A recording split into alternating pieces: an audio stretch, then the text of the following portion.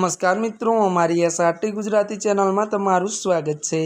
मित्रों, देश दुनियानी ताजा खबर जाणवा माटे अमारी चेनल ने मित्रों तमे अत्यारे सब्सक्राइब करी देजो।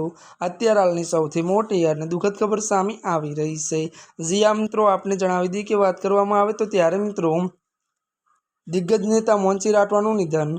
विगतवार बात करवामां आवे तो गुजरातना राजकारणमांथी अत्यारे मित्रों दुखद समाचार सामे आव्या छे।